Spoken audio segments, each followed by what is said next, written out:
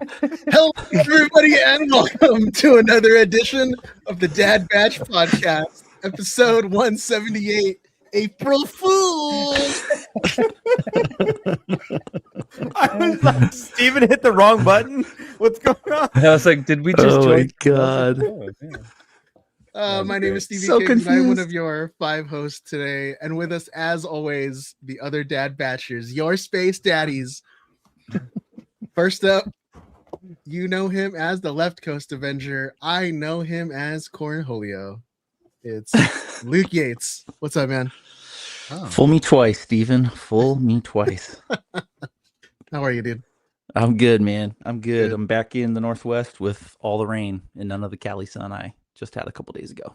Nice, dude. Yeah, I definitely want to catch up. WonderCon, nice having you back in Cali. Even though it was only I only got to see you for like a couple days, but it was still fun nonetheless. Yeah. Ready for tonight? Nope. Good. Next up, he's probably on the road again, or he's back home from some work trip. It's Brian Cook. How are you, man? Good. I'm Good. home. I've been home. Enjoying it. I'm liking. I normally don't like the mustache, but I'm okay with the scruff. You've got a very Logan thing going on right now, so I got it's to working. shave. A mustachio question. Hey, I was gonna ask you, dude. I know you couldn't attend WonderCon. Yeah. You know, was it because there was like something like dire going on, or? No, it's just I can't gallivant across the country back and forth all the time. Yeah. There's time, money. Yeah, for you know, sure. Mhm. Flights are Yeah, I not get it. cheap. Right. You know, I have 3 California trips planned with the Dad Batch outside of the already one that I had just had where I saw you guys. Sure. So Sure. mhm.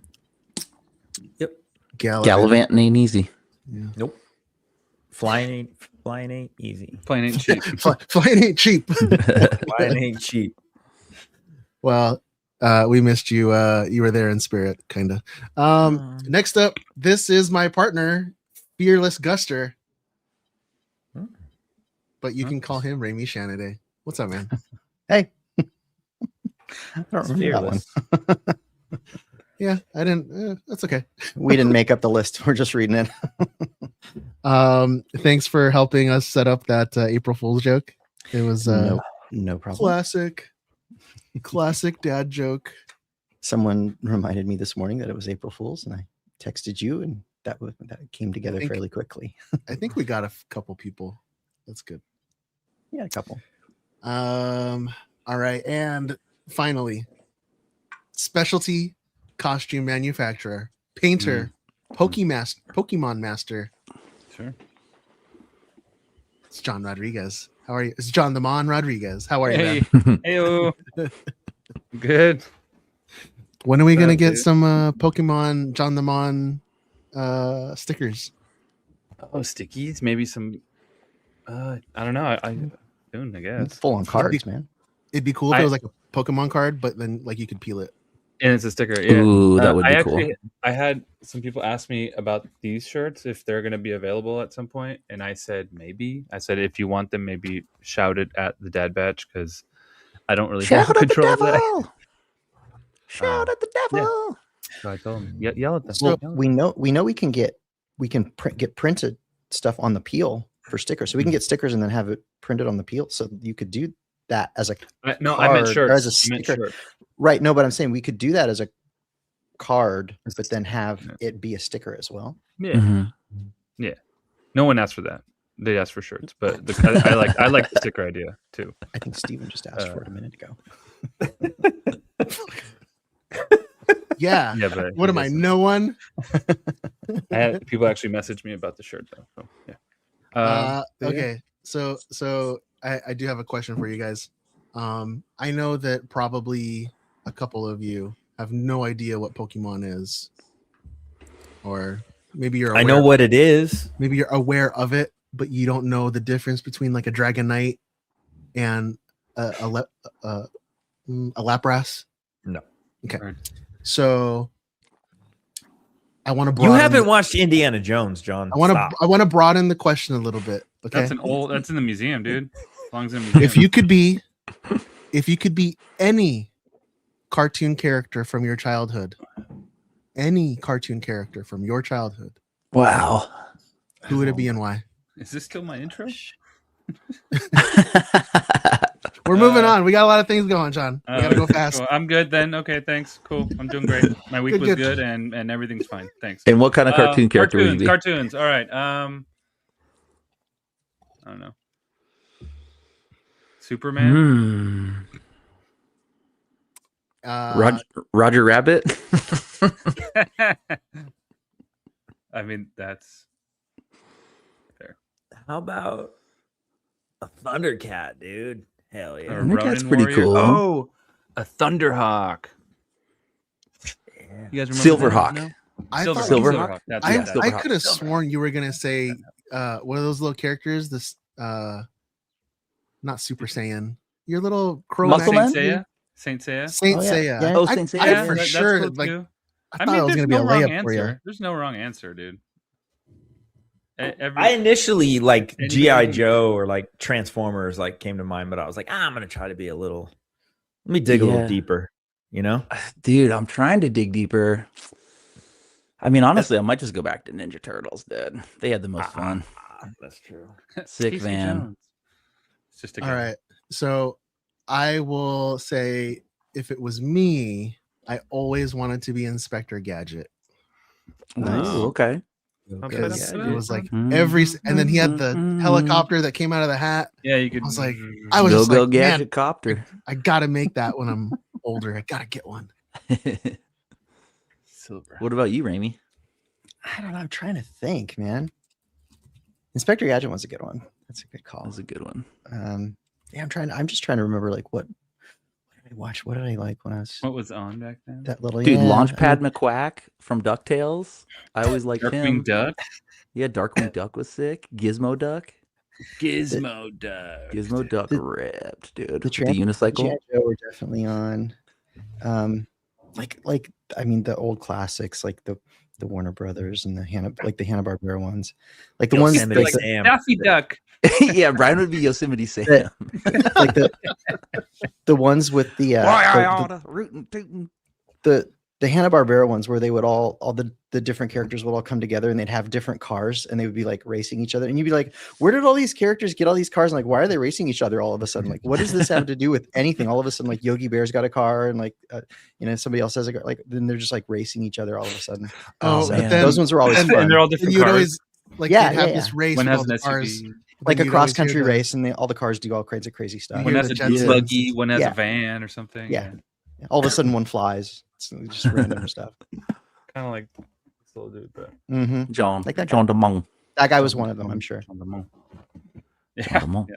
He's in the back somewhere. What about Star Wars Holiday Special cartoon Boba Fett? I Does that mean, if count? it's from Oh, your heck yeah. childhood, then I guess it counts. I mean, I didn't see that cartoon till I was a grown up, to be completely honest. Goku. So I don't know if that counts. There's so many. Oh, you know what though? I always did also want to be a street shark.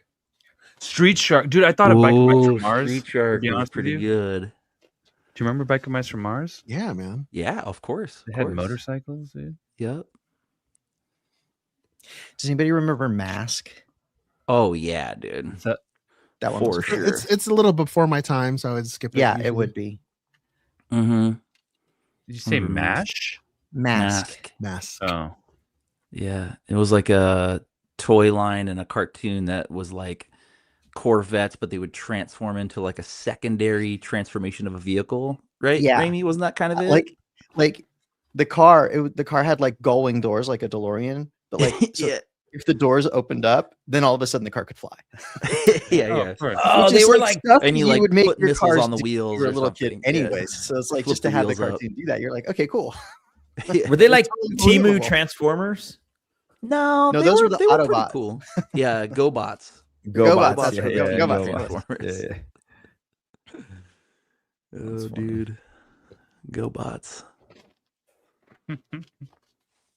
What did Brian say? He said like Thundercat. Barney or Oh, something. Thundercat. Lion-O. I don't remember which one. Just one of them. I don't know. Panthro. Brian's is like one of those like black and white cartoons with no sound, just that like organ playing over The first Disney Mickey Mouse. Steamboat Willie. It's who you relate to the most. His childhood. Woo. All right, guys. Well, those are the cartoons you watched. Let's. Did you guys watch anything this week? Mm-hmm. Nothing outside of Mm. that good that we're going to The talk good, about good? later. So, Mm-hmm. I got my double D's on tonight. oh, you do. I watched him launch a Bolt-ons. rocket to the Oh. moon today. I love you. Oh, that's right. You watched the. We all watched the. Well, you guys watched. Some the of us rocket know how to launch. watch a live stream on YouTube. You sat there and watched it paused apparently for 20 He was minutes while the watching, rest like, of us a- watched it live. Pre-game. I clicked on the NASA stream because it said live. Okay, Yeah, and the The NASA same- one the was- same- was the same one that you not sent. working. but when I clicked on it and it opened up in my YouTube app, it started evidently at the very beginning. So it said T-minus 6 hours, and I was like, "Oh, okay. I guess I'm going to be on here for a while." To be fair, Steven, I didn't watch it either, but 6 I didn't know hours. I didn't know there was a space launch. So And then what did I say? I was like, "Is there still 5 hours and 29 minutes Yeah, left?" it was like 5 minutes. Remy's like, it's 5 minutes. Like, what are you Yeah, doing? dude, it they're was 5 already- minutes ago. They launched 5 minutes ago. yeah, were you just reading the clock wrong, or what's He going thought it on? was No, I 5 told hours. you it said live on the thing, but the little wasn't moving. the scrubber was like all the way at the beginning. Oh no, So whatever. you were on my Wi-Fi. David Neth knows what's up. He's been watching Primal. He said he just got through season 2, and I think he's starting season 3. Look at that, Fang and Spear forever. Nice. You guys should watch it. Missing out Forever. forever. Yeah, That show's definitely. I think we're all caught up on Daredevil. Remy, are you current with Daredevil? Mm-mm. Did you watch the first one? I haven't even watched the first season. Okay, so full spoilers tonight. That during the TV Marvel behind me Connect. hasn't only been turned on to put something on the background behind me for this podcast in like the last year. That's how much that TV's been used. No, I did actually start watching a new show.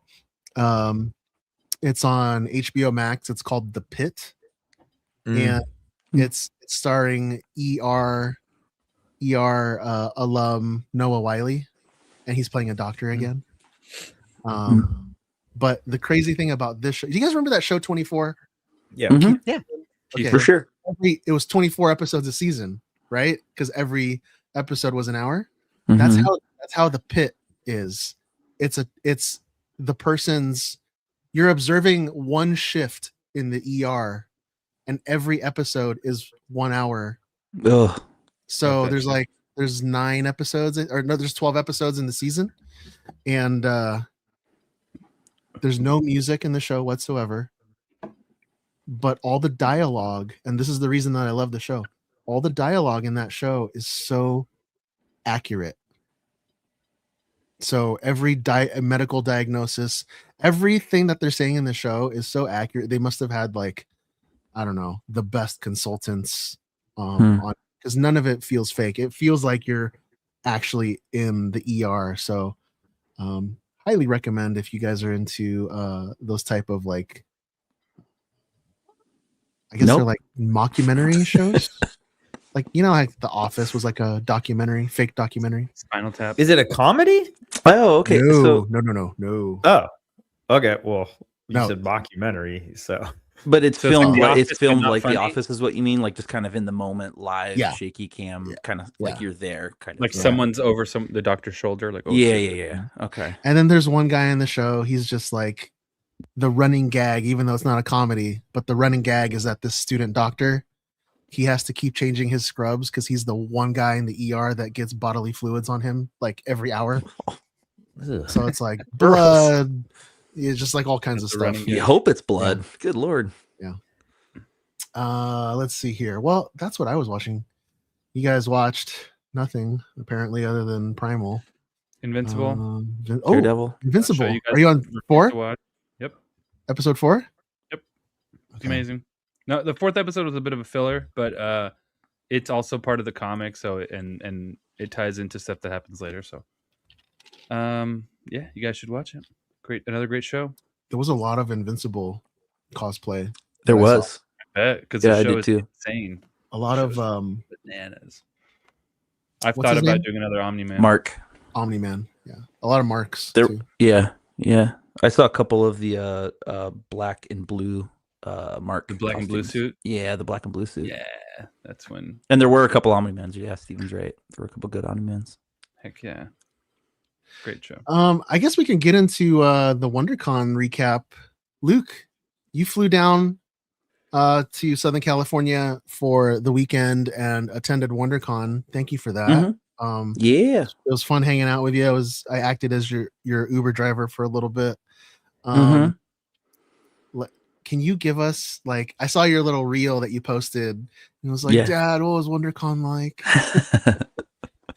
How can you give us a rundown of WonderCon 2026? Yeah, sure.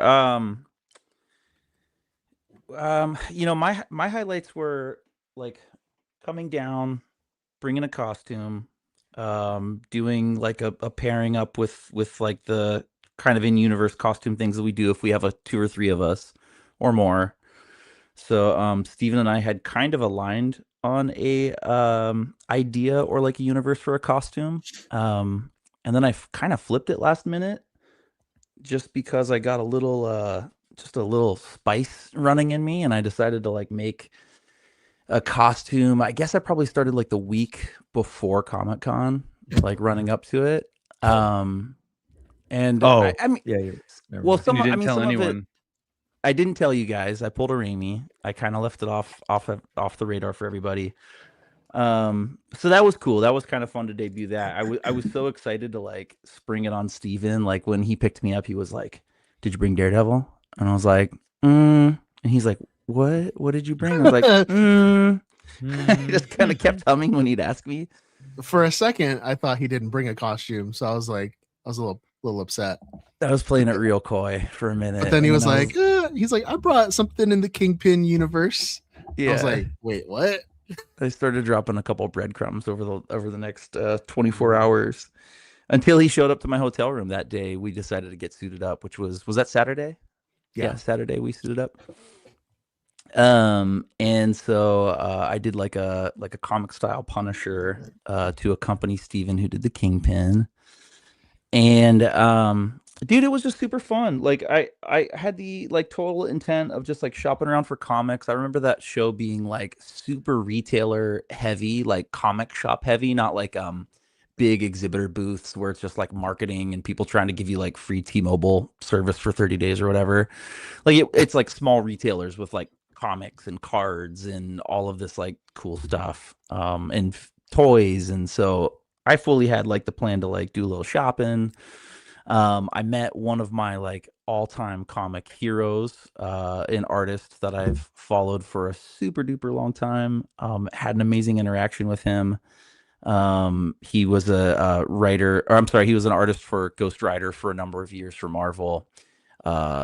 Drew for Wolverine, did some stuff for Image Comics in the 90s, and that was like beyond cool. You know, sometimes there's like the saying like don't meet your heroes or don't meet those people that you admire, kind of in that light. But it couldn't have been like a better meet. It was so cool. But like, what made the interaction with the artist like so memorable? So we just kind of got the chit chat, and I think that's just like, you know, I don't do the like photograph autograph thing at cons. Like I typically like go to cons for like costuming and, you know, into comics for sure. And so some of that has like, if there's somebody at the show or like a show that I'm attending that I see that I'm like, dude, I might bring this book and try to like wait in line to get it signed. And so when I went to go find him on Artist Alley, he didn't have a line. He had 2 people in front of me. And I was going to meet up with Steven in a few hours. So I was like, dude, I've got time. I think I'm just going to hang and do this. Like I never do this. And I really want to do this.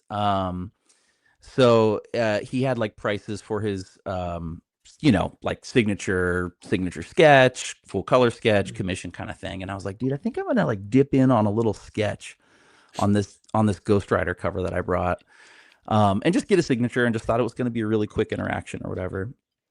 And he just starts chit chatting as he's drawing, and we just hit it off. And his wife is talking to me too, and she's really personable. And you know, we just get talking about like California, and they just pinned me as like not only as what they thought I was as a Californian, but they were like, "Oh, you look like a skateboarder. You skateboarder?" And we start talking about skating.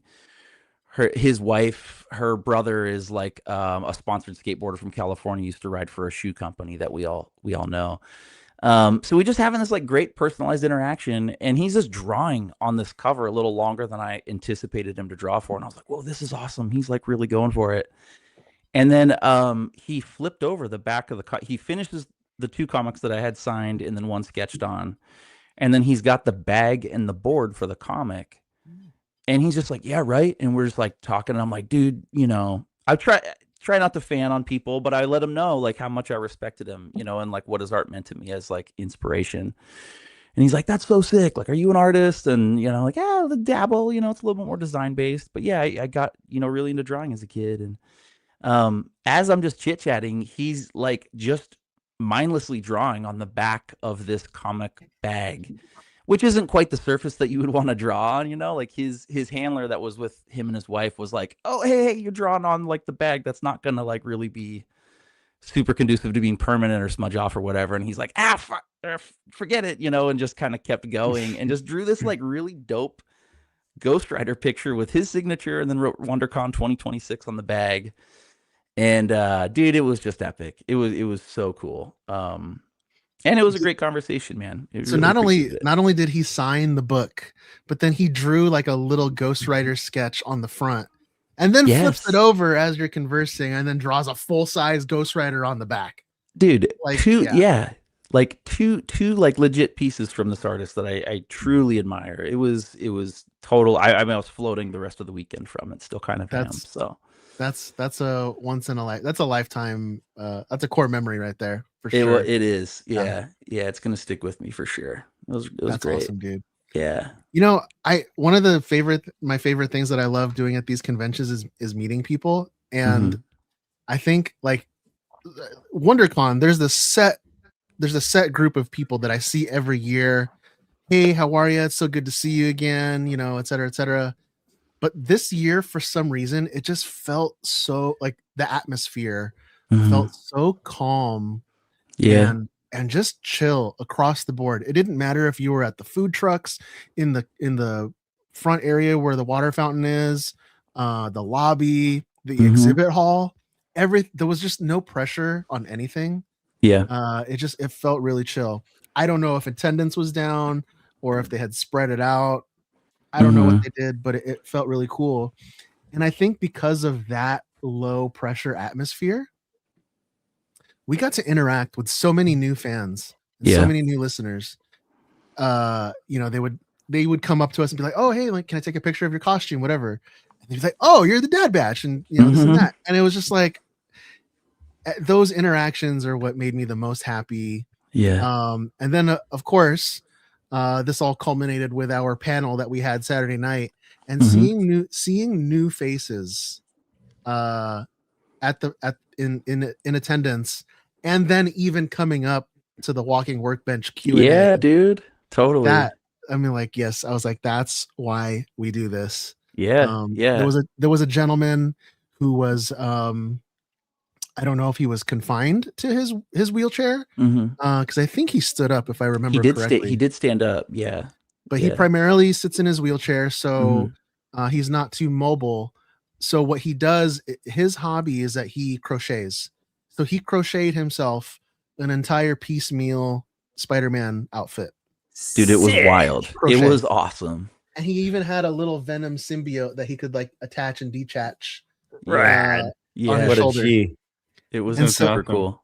And so when he came to our panel and he asked about our opinion on how to get into 3D printing, I was like, man, this is exactly the type of person that we are looking for. Like, You know, he's dedicated in his own hobby. He's clearly highly skilled in his own hobby, but he's looking to push himself into Expand. new mediums, and it was just it was really cool. It was really cool. And it was cool that it was somebody that we had talked to on the floor, and we actually had initially talked to him about like showing off his crochet work, because we were like, dude, this Spider-Man suit is sick. Like, you should come and talk about it. Like, we have a whole panel dedicated to this. And then when we did the panel, we had also mentioned, you know, hey, if you have any, you know, if you are nervous to show off your work or a little shy, like, of course, take your time with that. But we'd also said, well, if you have questions, for anything about these hobbies. And so he stood up and asked a question rather than like show off his work, which it was really cool, man. It was just somebody new that we'd interacted with. And then of course we'd be remiss. We want to give a big, huge Dad Batch size shout out to our space uncles who filled in for the other gentleman on the show.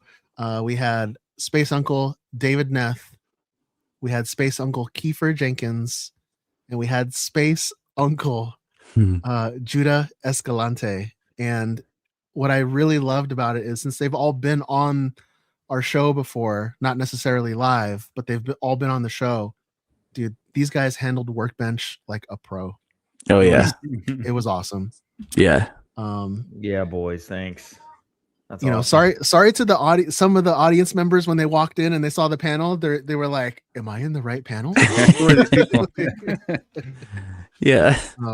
So yeah, we'll try and give you a better heads up next time on who's gonna be there. But yeah, it was fun nonetheless. So yeah, it was a great time. Now that WonderCon is over, the next big con that we have is in 3 months, boys. San Diego Comic-Con. So get ready. That's all I can say. Paperwork. Yeah. Yes, our paperwork is in. Thank you, Raimi. Yeah, that's all we can say at this point. No clues, no nothing.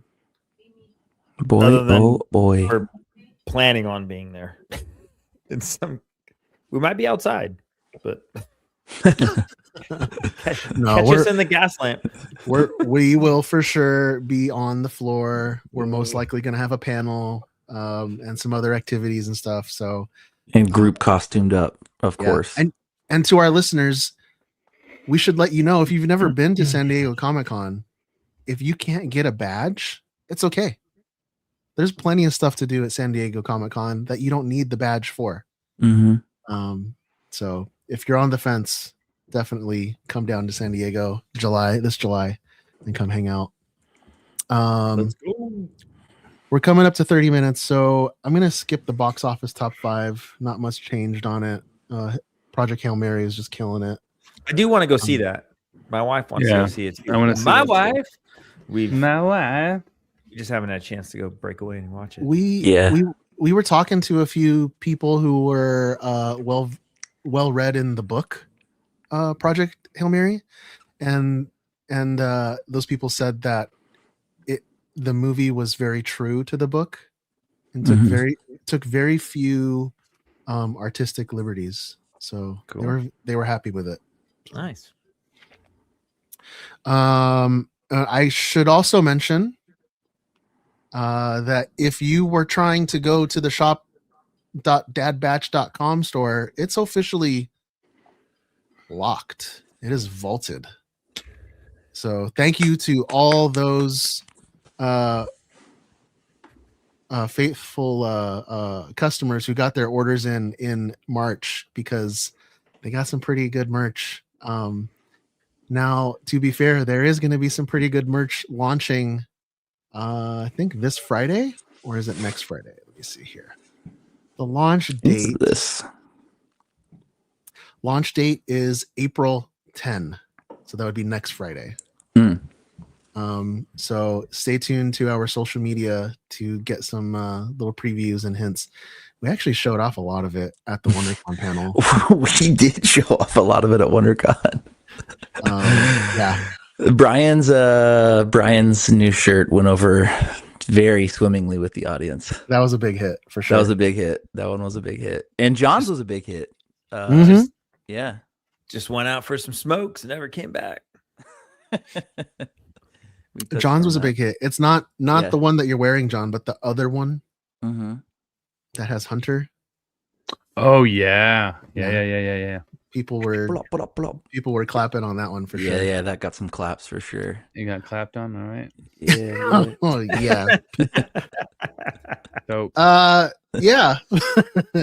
Well, thank you again, everybody, for tuning in. If you'd like to show your support for the show, become a patron and join our all access elite squad, where you can talk to other like-minded individuals on our Discord. And keep an eye at thedadbatch.com. This garbage is nothing like clone armor. Looks a little tight on you, old man. Yeah, at least I know how to wear it. That's right, everybody. It's time for the weekly workbench. All right, gentlemen, who is working on what? I guess that would be me. Well, last week I brought to light the wonderful discovery that Raimi found, which is Resi 1 elastic resin for your 3D printing projects.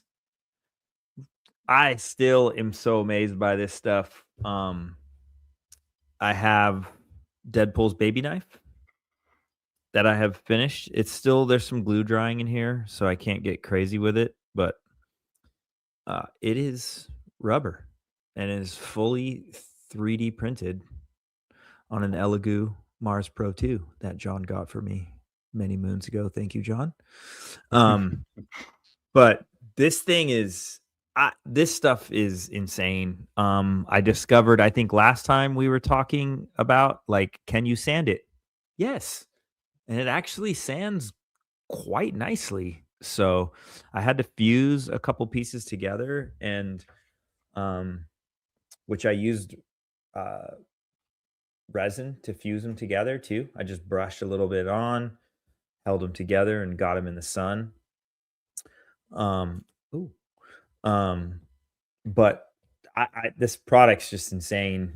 I wish I had a bigger resin 3D printer, because you could just bust out pieces. I mean, I know you can, you can mold things the way John does and mass produce something, but that's a whole nother set of skill and materials and things that you need to do. But if you have a resin 3D printer and you're capable of printing things, I mean, you can make so much stuff. So I also ended up doing the sheath for baby knife out of that as well, because these are like urethane Deadpool shins that I have, and I had previously resin printed this, and it was this hard plastic thing on the side of this rubber shin. Again, there's some glue drying on the inside here, so I don't want to like mess with it too much, but this is rubber and it flexes.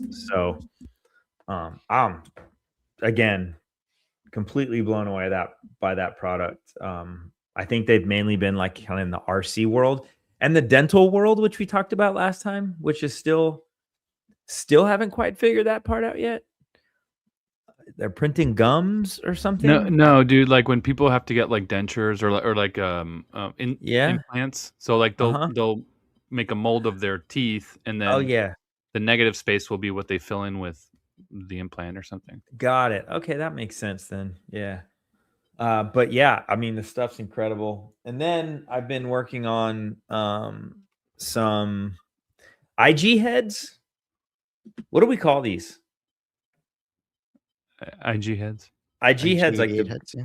easiest thing, right? So doing some projects for our store for May the 4th. So Steven printed these up on ABS filament, right, Steven? Which I've got to play with vapor smoothing, which has been interesting.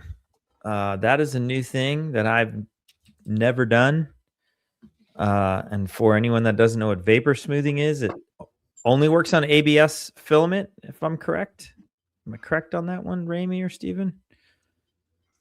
I mean, there's some Um, other related filaments like Got it. ASA that it'll also work on, but it's got to be like in that family. Yeah, well, it involves getting like a container that can close, and you put acetone, which is a very harsh chemical. Wear your PPE, all that stuff, on like some paper towels, and you wrap it around the bin. Make sure it doesn't touch the piece, and you set it inside the bin, and you seal it, and you let it sit for. I had to let these sit for a really long time. The first one I've done 3. The third one's definitely the best looking, because I left it in there the longest and added acetone as the process went on, and then sanded super easy. That ABS sands really nice too, which is great. I hate sanding 3D prints. I hate it. I hate it. And vapor smoothing is definitely not a workaround. It's just another tool to try to get to a smoother result. This is like the middle one I did, and I probably could have sanded it more. You can kind of see some lines in there, but I'm going to be weathering these up, and for what they're for, it's fine. It's not a big deal, but that's it. That's all I got on my bench.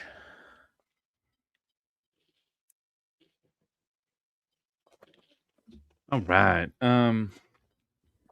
As we were starting the pod, I was like, "Oh, like I'll be right up. I have to pop a print off or a print off the printer."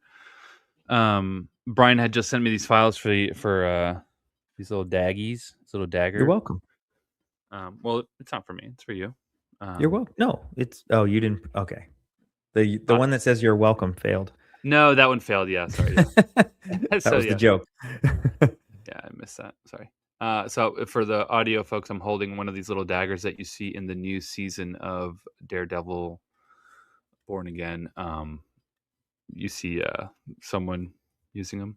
I guess we'll get to that later, but yeah, cool file. I'm kind of bummed that this one made it and the other one failed, because I wanted to see how that text came out. That you're welcome on there, but I have another 2 printing right now, so those should be done in a couple hours. I've been producing some Held Advocates for some folks slowly. I had a plumber come by today, so I wasn't able to get much done, but I've been doing certain parts every day, trying to get stuff out for folks. And How many kits in the did you have to make? I just have to make 3. Oh, okay. It's not much, but it's like there's always something that comes up that stops Yeah. you from, so as it is, as it goes.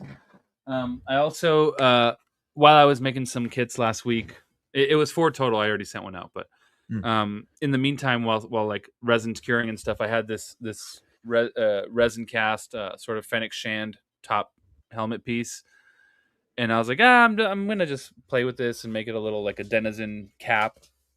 So I did, for whatever, to wear it out when when you need to. I just add little foam pieces so it'll sit on your head kind of nice and it doesn't move. Should be wearing it now. I should have been wearing it now. Hold on, okay.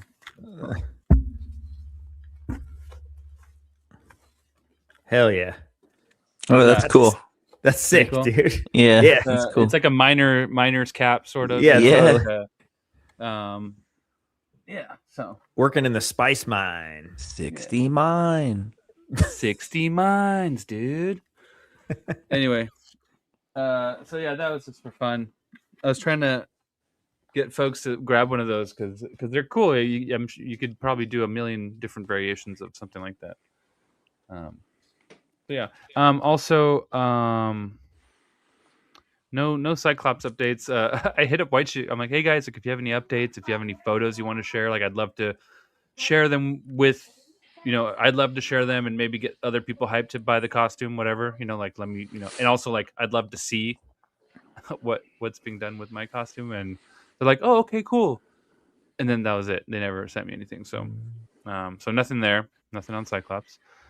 And also, internally we had been talking about like, well, I had been trying to get everyone on board, kind of like, oh, we should do like Iron Man armors, and everyone was like, no, that's a lot to commit to, like, which it is, totally it is. You know, making an Iron Man costume is probably insane. I've never done it. I don't think any of us have done it. What's up, Steve? You're muted, Stevie? I to be fair, I think we're all in now. Well, let me finish. Okay. I just this is the first half, yeah. So at first it got shot down because everyone's like, nope, that's crazy. We're not doing it. No, we have a million other things going on. We have San Diego, New York, this, that, whatever. I'm like, all right, fine, I won't push it. So, but then I was like, but I'm just gonna see if I could maybe go on my own and do it. So I was like, all right, guys. Like I came back with like a little mini plan, and I'm telling them, I'm like, all right, this is what I'm gonna do. I'm gonna do an Iron Man, and this is what I'm gonna do. And I guess that kind of got the excitement going because now apparently everyone's going to do an Iron Man. Even Luke, the one person that does not want to do it, he's definitely doing one. So we're all kind of going through now and picking what we want to do. And it's not going to be something that'll be done this year, I assume. So No. it's a very long. But we do haul. need a deadline because Brian's been working on one since 2017. Yeah, I had a complete like you said, none of us has done it. I did. I printed a No, well, full I did Iron too. Man out. I had 3/4 printed out of I had the whole Infamous Iron thing. Man. I had the whole Yeah. thing. I had all of it done, but the sanding. I mean, this was why Armor I Wars got This begins is like early already. days in the This PLA is why I printing got a world. 3D printer, and This it is what- just I couldn't do it, dude. Yeah, so that's why I quit sanding PLA, because it was just like, this sucks. I'm not doing this. Yeah. So why now are we the doing tech this is- again? Well, Shut now up, the Luke. tech has advanced so much, Luke, and like things like vapor smoothing are available, where you can vapor smooth a clean print and have it come out beautifully glossy, and then you could still process it and not spend so much time on it. So anyway, apparently we're all doing Iron Mans now. And I would say, Stevie, obviously not Doomsday because that's the end of this year, but why don't we set a deadline for Secret Wars? I'm in. Right? That way we have plenty of time. We can still do the stuff we need to do in between. All our obligations. Because you know can what? still be You know met. what? What's that? In the cosplay and costuming community, most people may not know this, but there's a sense of like a race to see who can get the costume out first. Yeah, I don't want when- that. And when you have a movie coming out as big as Avengers Secret Wars and Doomsday, Mhm. you're going to have 30 million people fighting to be the first Scarlet Witch with the new costume or the Yeah. first Doctor Doom with this Yeah. variant of armor and stuff. yeah, And that's fine. They can do that. yeah, totally. But yeah, but the coolest thing is when you see 5 different Iron Men walk in yeah. That's and it's like what? They're not in the movie? Are they in the movie? I don't know. But I don't care. That's cool. And then they all come stand over there. Well, groups, Right. man. Group Well, that- group costumes are the best, dude. Yeah, we learned that early on that it's a big wow factor when you see like 3, 4, 5, even 6 people in the same universe. It's even 5 stormtroopers is impressive. Like, oh crap, Mhm. 5 stormtroopers. For sure. Wow. So- Absolutely. So totally, that's 15 totally true. Deadpools. Hey, see all that, Mhm. all that. Did jazz. we?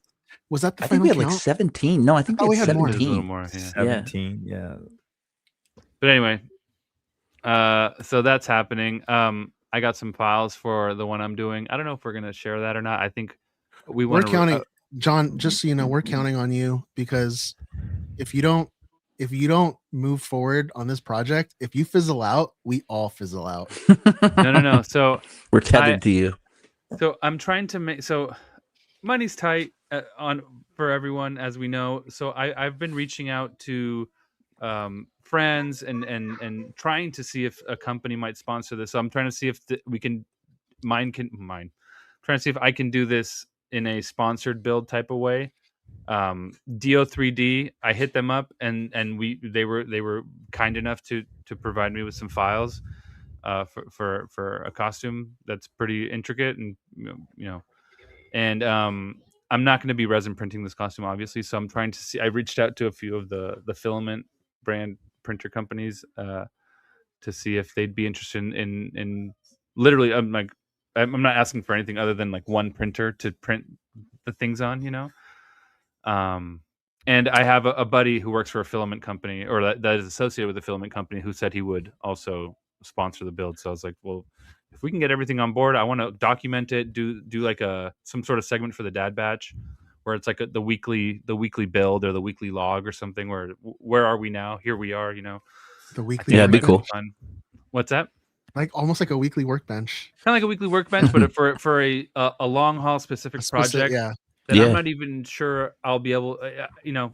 It's new for me too, so it might be an interesting thing to watch. I know you don't want to resin print all the armor, but I think it would be really cool to resin print like the neck seal and all the gaskets and stuff. Like And then resin mold print it? those Mm-hmm. and resin print those in the rubber stuff. The rubber. Well, yeah. So that's something I need to see about too, because like what a lot of people do, like Rogue's Gallery cosplay, those guys what they'll do is resin print like the neck seal and or like the waistband, and they will mold it and then cast it in flexible material. Yeah. So I don't But with- know. I want to weigh the pros and because it might be cheaper to mold. You never know.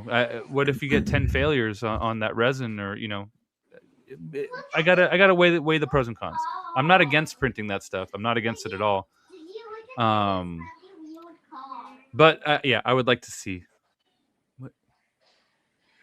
I would like to see what works or what wouldn't, or what would be more beneficial or not. I don't know. It's still far down the line, so I don't want to worry about that too much.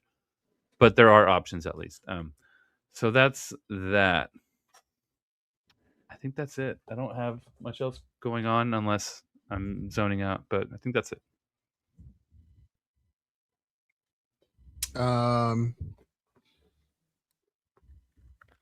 What's on my workbench? Well, I debuted the new variant of Kingpin at WonderCon, which I really enjoyed. I'm so glad you do. I really. It's one of my favorite costumes of yours, dude. He looked good too. I will say, like the first year that I wore Kingpin, I was a little nervous wearing that because it's just like it's such a face character. Mhm.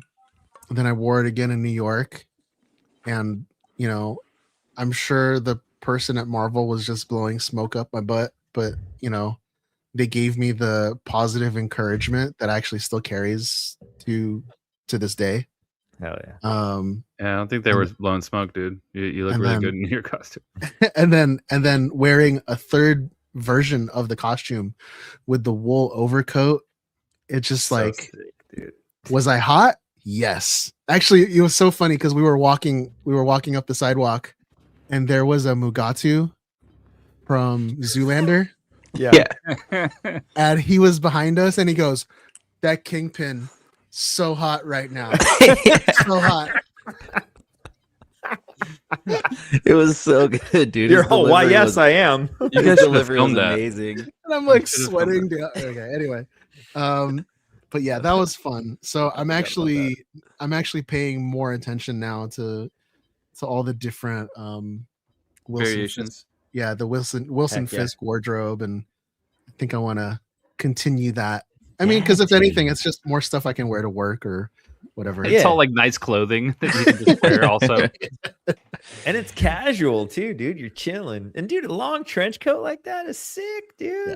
Being I on just Dude, the and it was shard. so broad shouldered too. Like it gave him such a good silhouette. He looked intimidating. Like he was the the one that was getting people like coming to us. They would see his silhouette and be like, Kingpin.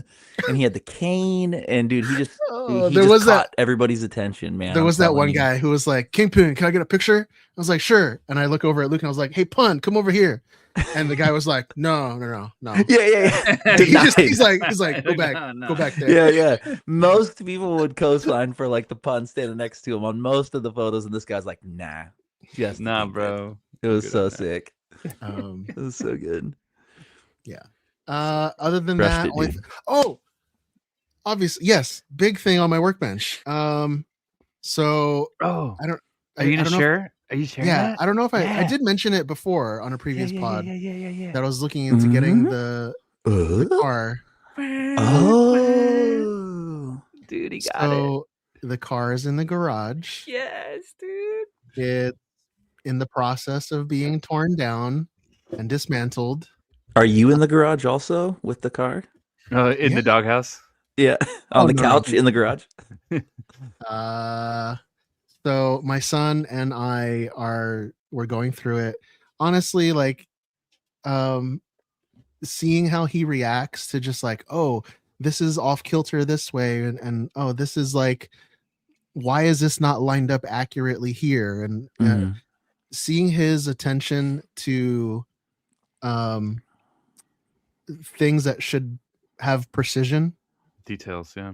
the details on things that I overlooked, like because I'm looking at the thing in big picture. The big picture, dude. The He's kids are look- like that. Yeah. Yeah, he's looking at and it's almost like a learning experience for both of us now, Mhm. because I'm learning to look at it with young eyes again. So yeah, the rebuild of the car is gonna take, who knows, there's no end date to it. It's Yeah. it, It's Yeah. like the it'll- Iron Man costumes. It's gonna be a long. Secret Wars deadline. I'm sure my wife would want an end date to it. Sure. Um, An end game. yeah. There might be an end game if there's not an end date. Yeah. Or a doomsday. We'll see how that. But yes, and So, what did you to get? ever- Can you tell the folks at home what it is you acquired? So it's a 2015 Nissan 370Z twin turbo, Hmm. What is it? What package is that? Nismo edition. Missed out. And it's got the Nismo. Recaro. It's got the Recaro bucket seats in there. It's so nice. It's so nice. So yeah, I think the plan right now is to just bring it back to OEM, bring it Mhm. back to just OEM, and then once we get to that, Then then you we can can see about modding it and stuff. go down that list. Yeah, Mhm. or I think the original plan that I mentioned was that I'll let him do that.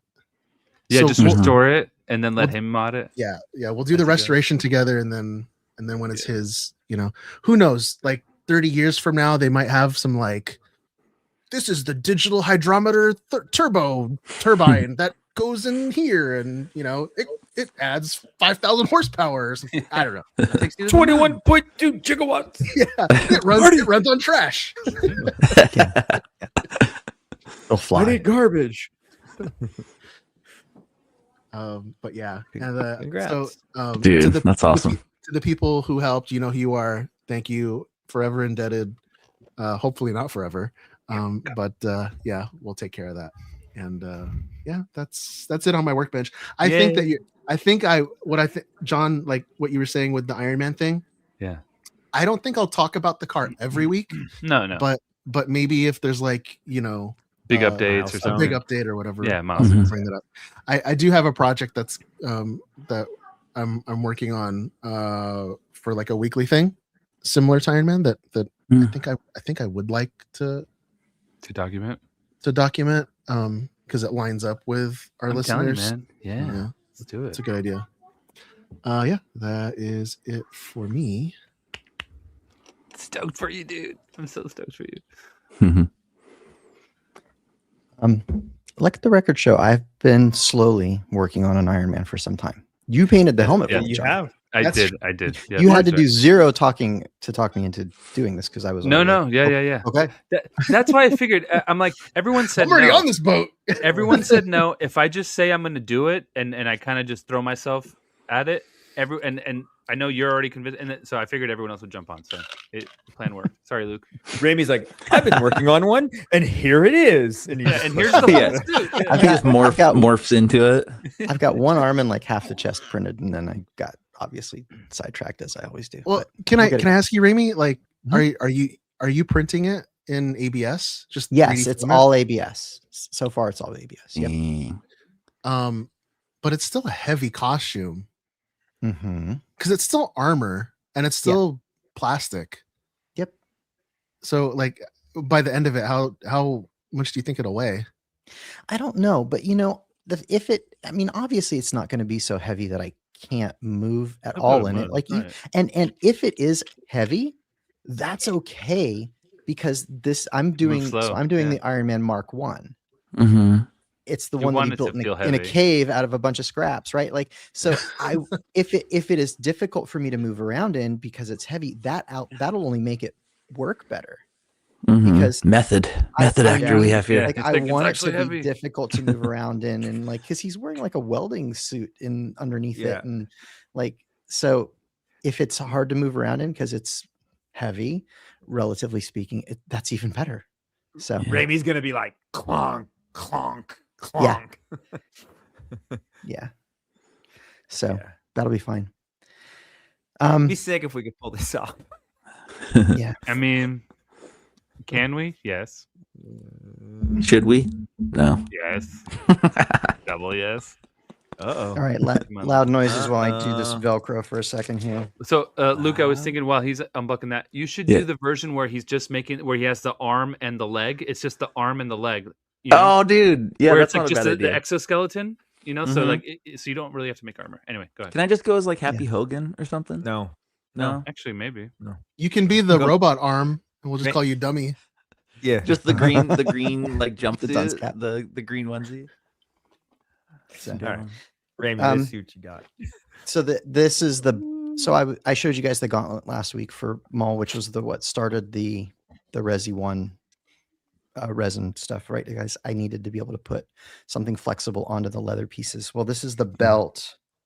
Oh my gosh, bro. So, That's so all.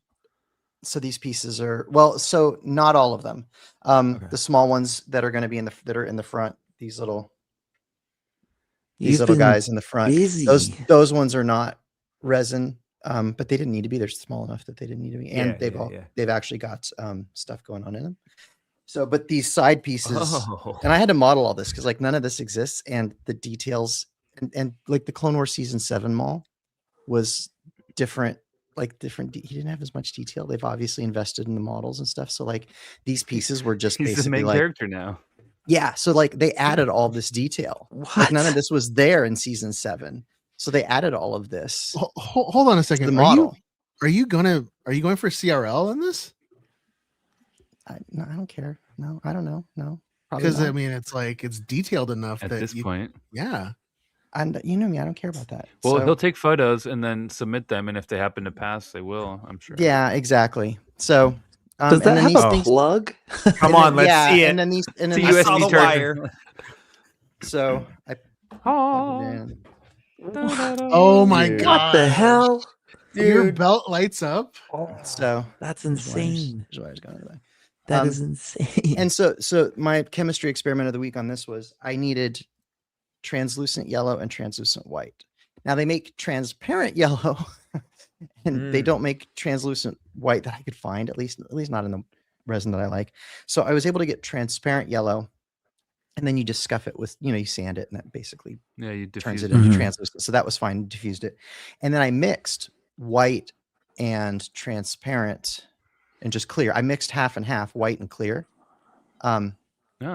Made my own translucent. It white. worked? I just did a 50-50 blend. Yeah, it worked fine. Wow. So it just turned it into He's a regular what? resin mixologist. He's yeah, a chemist. 'cause you He's an 'cause alchemist. You can mix them. I just used water washable clear and water washable white and turned it Dude, into he's the epitome of an alchemist because he Water mixed two washable liquids milky. and then a freaking belt Made came a out. solid. Yeah. so Dang, like these, like I Raimi. said, these pieces Yeah, are the maybe. flexible, the resin, the rubber resin. So Yeah. you can see it. Damn. Is that leather? Yeah, the And- belt is leather. the big belt. Yeah. Dang, Sick. dude. I like those Lights. big leather belts. like The, on uh, Wrecker. The whole suit is done. The entire suit's done. So keep an eye out Oh, within the next week. or- yeah. Oh, I pick up what you're throwing down. Hmm. Pick it up what you Hmm, throwing hmm, down, hmm. baby. So next Wednesday, Raimi will be freshly shaved. This is true. Tomorrow at this time, I will be freshly shaved in preparation. No, for doesn't Maul have a Raimi. beard in the new show? If I'd only. be sick, dude.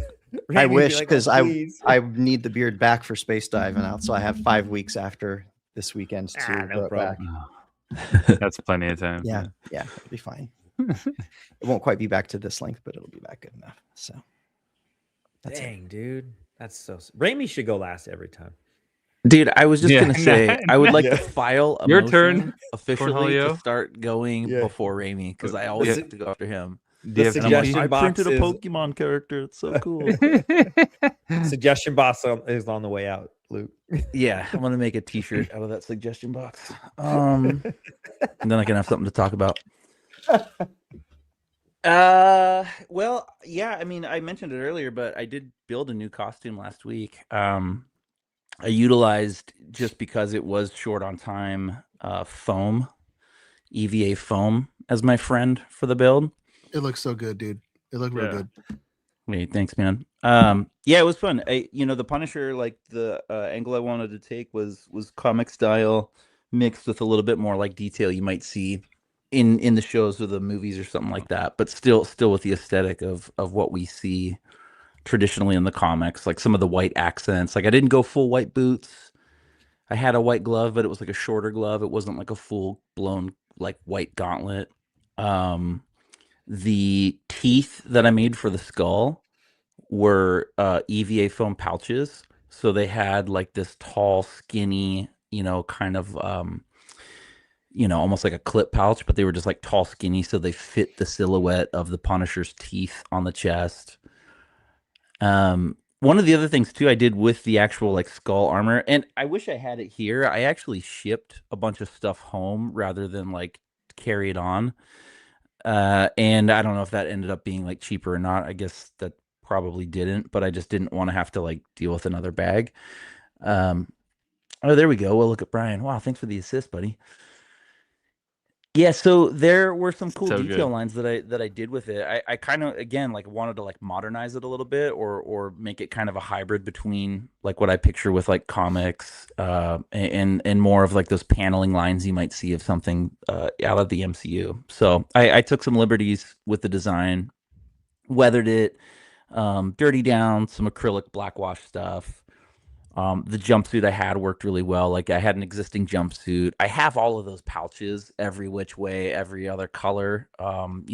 Just tote bins of these kind of items that I'm like, oh, one day could be a cool Mando piece. Or, in this case, I was like, wow, all of these I think I could actually like paint and turn them into like Punisher pouches and stuff. So, oh yeah, there we go. There's a photo. Where did the gauntlets come from? Dude, the gauntlets were an upcycle, and I'm a big upcycling fan, and I always keep stuff. And so my failed Sentry project from over a year ago. Yeah. I had already painted those like full black, like that matte black too. So they were like the jet black color. And Is that suit? Yeah, that's the black suit. No, that's not the Sentry suit. That's the Oh, that's the Magneto suit. the white Or- sheep leather suit. No, Yeah. the white Spider Oh, Monkey it was leather. the generic Spider the Monkey, generic, the Spider yeah, yeah, Monkey yeah. suit that I'd Oh, ordered okay, okay, okay. for spider things, but Right. so right, I right. switched. Dude, Snake is vibing. Snake Hard. Plissken costumer was so dope. Don't get me started on him. Yeah, dude, it was so much fun to do like a lot of fun detail. I added some stuff on top of the Sentry gauntlets. Again, the Punisher I was going for was kind of like a comic-y early 90s vibe. So like he had tech, like he didn't have like just full-on traditional what we know is like our military tech. There was some souped up gadgets and stuff that we were dealing with like the early 90s kind of Punisher. So Hell yeah. pouches, You got the bags, Tamagotchi pouch, buckles. dude. Hell yeah. Yeah, you like that? And then Your the nano makeup, pet. dude. The makeup was super fun too. So like, I used to dye my hair black. I know probably a lot of us did back in the 90s, with punk hair. It doesn't show it actually here. My like hair dye like didn't quite take on my hair. But I did like slicked back black hair. I did a bunch of scar makeup, so I used rigid colloidin, which is a lot of fun. I haven't used that stuff in forever, and that makeup is a lot of fun. Like basically, it's a scar makeup, and Raimi used it. I think most recently out of our group last year for WonderCon when he did a bullseye interpretation. And it's a really cool makeup, man. You just like paint it on your skin. It dries and it grabs your skin and kind of like like stretch or kind of like brings it inward towards the material. Shrinks it. Yeah. So if you use it on an area of your skin like a cheek or something that has a little bit of tissue, forehead you really have to layer it up, or an area where like it's straight skin on bone or there's not much meat. But dude, it was so fun. It was a fun like little secret workbench to kind of mess with. And actually, dude, like while we were the run up to it, like you guys kept mentioning, like, dude, don't forget your Daredevil or do this or that or whatever. And I would say little things through the text chain that would be like hinting at Punisher, like, you know, just little things, but nobody caught it, which was sweet. So hidden cosplay, Raimi style. It's dope. And that's it. That's it. You man. guys looked so taking good. a week off. This why is this not sharing? Show the picture. Yeah, I didn't take many photos, but I know Steven got some on this one. So this photo right here is literally 2 to 3 seconds before he spilled guacamole all over the skull and his shoe and everything. Yeah. So we suited down right after that. Yeah. I called it scroll blood, but it kind of worked. I mean, and the picture that Steven's son got. Oh man. Yeah, that picture's great. He got straight Miami Vice on us with that photo. This is so sick. Shit. Yeah. Miami Yeah, we had Steven's son as a wrangler / photographer for dude, come most on. of our time. Look at those guys, dude. Come on. Those guys right there. That's The fun. J.J. boys. Abrams lens flare and everything, man.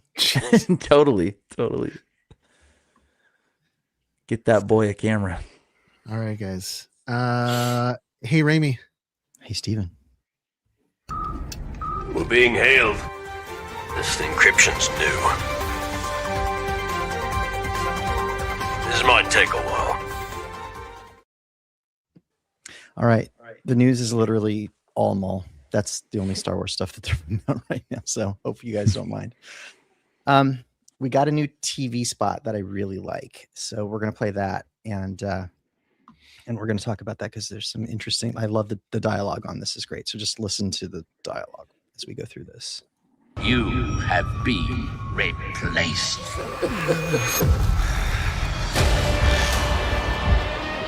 I master the Force and the Force serves me. I master the Force and the Force serves me. I master the Force and the Force serves me. I master the Force and the Force serves me. I master the Force and the Force serves me.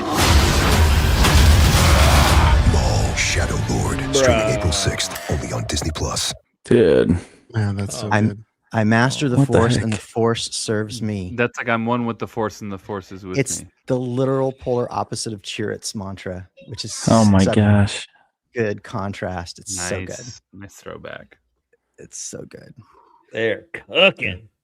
And if you watch that, like it starts off with him at his lowest point after Sidious, tears him down during the Clone Wars, and then every time he says it, he's got a little more confidence, a little more determination, and it just builds up and builds up, and by the end of it, it's just rage.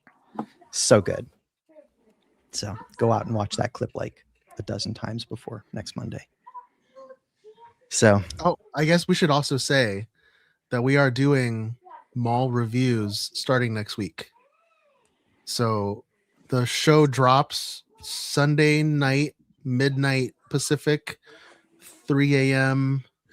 Eastern. Sick. Cool idea. Brian will be watching it real time. Hell yeah, dude. Stupid, dude. Hang up, dude. But yeah, we will be reviewing those weekly. So spoilers ahead. Show executive producer Athena Portillo did an interview with Collider, and of course the show isn't even out yet. And so what do? They ask her about season 2. She says, we have other things in development and in progress, not necessarily related to the show. So again, it all depends on whether the fans really do want another season, and then we're all for it. So, which is pretty much like a canned response that you would get, but it doesn't shoot it down. And it does indicate that if the response is good, they are certainly open to doing a second season. And if you look at the episode titles, so far we've only been told that the last episode of this season is titled Finale, but they've done that in the past where they don't give you the actual title of the last episode until you get closer to it. So there's some significance to what that episode's called. We just don't know it yet. So The old switcheroo. Speaking of Athena, she, along with supervising director Brad Rao and the show's writer Matt Micknovitz, did an interview with Games Radar, and they talked about the Inquisitors, specifically Merrick. So Brad said, he says, I mean, he's awesome. He's so cool, and performed by our buddy AJ Locascio. And AJ is so good. We talked a lot about how we wanted these Inquisitors to be as creepy as possible, creepier than we've ever seen them, horrifying, in fact. And AJ certainly gives us a lot of that in his performance. And the way that we blocked Merrick in particular, if you notice, he moves really slowly like a horror monster, and then he moves really fast, also like some kind of apparition. And so we just played with all of that fun stuff. It's so much fun. And then Matt weighs in. He says he fits perfectly with the story we wanted to tell. And Athena adds at the end, it's the level of threat and intimidation he brings to the table. So let's see. We got some new character posters and some quotes from the actors who play the main characters. So there's a poster for Maul. And Sam Witwer says, with Maul, we've seen his beginnings and we have the ending. What happened to him in between? For me, it was the promise that we were going to dig into Maul and find answer the questions of how he changed so drastically into the Rebels version of the character. I feel like I know this guy pretty well at this point. He has the same type of feelings that you and I have, but he doesn't have the tools to express those. All he has in front of him are supervillain tools. So, and then Gideon Adlon, who plays Devin, does the voice of Devin Azara. Let's see, I've got the poster for her. She says, Devin Azara is a Jedi in a post-Order 66 world, and she is filled with angst. She's a teenage girl living in a world where she's trying to decipher right from wrong. I don't have the rest of the quotes, but she kind of pointed out that she drew from herself a lot and was able to kind of draw from her own experiences, having been a teenager in the not too distant past here. So that would made her be able to put a lot of relatable bits of herself into the character.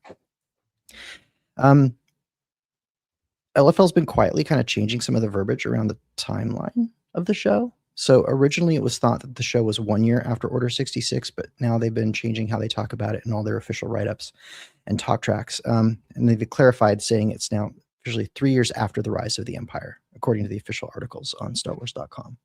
So I don't remember if where that changed, but I do remember it kind of shifting at some point. It went from 1 year to 3 years. So that's the official point in time now. And we've got lightsaber fans. We've got Devin Azara's lightsaber is going to be available on May the 6th to purchase as Disney's limited edition legacy lightsaber.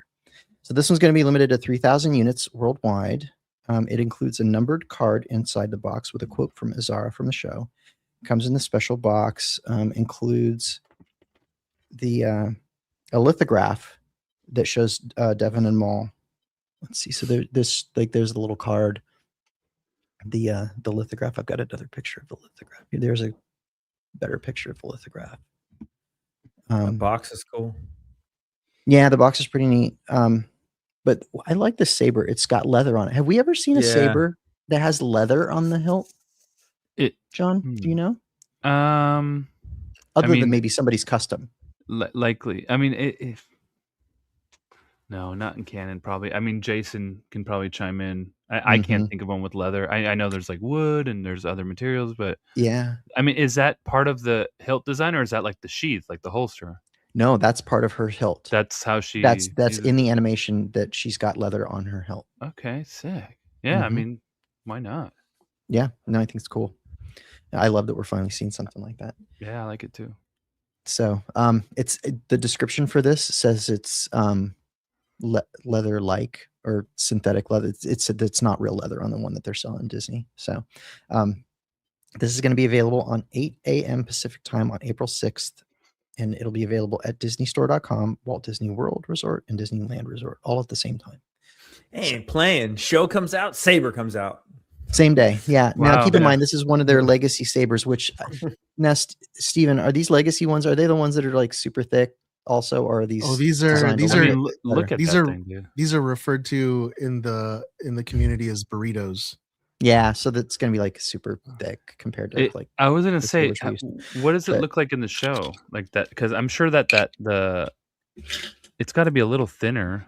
Mhm. Yeah, Yeah, see, that but looks. that's- I'm sure the custom saber community is gonna come up Oh, with a nice model for They'll that. crush. They'll crush it. Yeah, Yeah. yeah, Give it a week. And get we'll our see what it sabers actually or looks like. something. Yeah. Yeah. Just because, So- man, looks like a burrito. But not everybody's going to get into the custom saber Yeah. market. It's No, like no. $800 saber build, you know. Yeah. So, but they can go get one of these at Disneyland, you know. So Disney will sell all 3,000 of them, I'm sure. Oh yeah. Oh they yeah. will. So The YouTube chat won't allow me to type the word chunky. Oh, No? chunky. interesting. YouTube has rejected my comment. You should talk Well. to the admin about that. Oh, mine went. Thank you. We'll see if it actually shows up. Nope. Nope, they didn't. We'll see if it shows up. Actually, That- since you're talking about the Disney thing, I have one thing to add to that. Just a small thing. Also on Games Radar, they had the exclusive news on the May the 4th saber, and it's going to be a Jedi Temple Guard. So they're re-releasing the Jedi Temple Guard hilt, Okay. but it's going to be in combination with a now wearable Jedi Temple Guard mask. Mhm. And Oh, it's- okay. And it's not the mask from the animated show, it's the mask from The live Luthen action. Luthen's Ooh. I have the Uh, animated one. what do you call it? Yeah, It's from the shop. Yeah, but you I- can't I wear it, have- right? It's not wearable. It's thick and it's very narrow. So because it fits like the silhouette of the show, you know, Yeah. it's like very very thin and tall. So yeah, you can't wear it. But it is a very you can pop it off the stand and everything like a mask. But yeah, it's impossible. I have a quite wearable animated one. Well, I have a wearable animated one too. I'm talking about the Disneyland one. Yeah. That was the first piece of news of May the 4th merch. Nice. We'll get into a lot more of that as we get closer, I'm sure. So, all right, that is actually it for the news. In other news, featuring Glup Shadow. Yeah. All right. I think we have the new He-Man trailer lined up. Oh, Looks pretty. Yeah. So let's get that rolling. If He-Man. nope, there we go. There we go. Are we meant to talk over this? What do we have to do? Do we I have don't to- I don't know anymore because they keep. I know most of you. Depends on the don't studio, I remember guess. me, He's dude, Ram Man. but I know most of Fisto. Hey, I can't believe the deep cut characters, man. Come on. Steven, I see your lips moving occasionally, but I don't hear you anymore. Oh yeah, I was muted. Oh dude, Dude, The that's MGM logo? they're That- replacing that- GM yeah, Lion with the with tiger. Cringer. Cringer, bro. I never stopped trying to get back home. Does he look kind of small for He-Man? Everything. Just wait, bro. I think he's pretty shredded. It's all gone. you know, the more I see his face, he look like a young Dolph Lundgren. Yeah, A little bit. he's a good pick. Dude, but Dolph was like the ultimate He-Man. Yeah. Yeah, That dude was a specimen. for sure. But apparently, this guy had like a crazy workout regimen and like crazy diet. They And TRT. hooked him up. Yeah, I'm sure. All Dude, the Trap Whoa, whoa, Jaw, whoa, whoa, get whoa, whoa, out of What? here. Oh, Take this one. the sword. I want to paint one of those. dude, the epic guitar riffs in the background are so sick too. Yeah, like the 80s Yeah, just 80s glam. Dude, he looks so good. He looks perfect. Trapjaw looks perfect. Trap jaw. Everybody was waiting to see him. They didn't show him in the first teaser.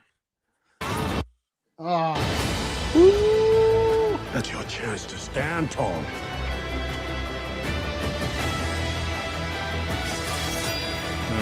He's gonna say it. Gonna say the thing. Oh, Thundercats. Thundercats. Avengers.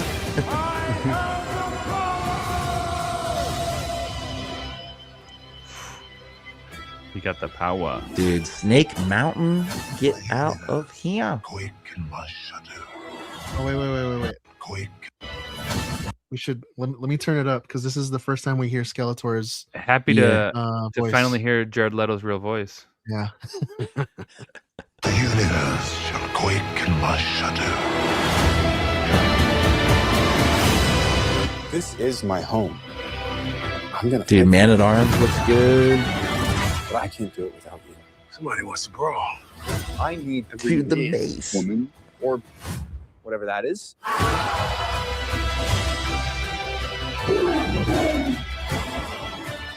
Feels like Guardians without James Gunn. A little bit. Yeah, it's got some Guardians vibes, which is cool. That's He-Man with No, no, no. sci-fi and fantasy. Not a bad thing. Yeah. That was a good Not a bad formula. thing. Not a bad Yeah. thing. Hey, Skeletor looks sick. Dude, I would love to do I know that. how to use it.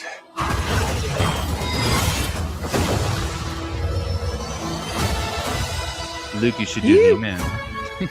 Yeah, I'll get on that. Look how from another planet. It just makes you sound a little very crazy. He-Man. That looks fun. Yeah, it looks I- fun. Looks fun.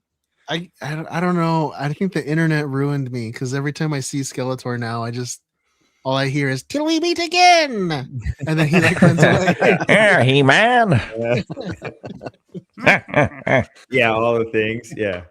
A hot dog is just a dog in a hot. That's how we meet again. Shall we meet again? See, I'm not the only It one. looks That looks fun. good. Well, though.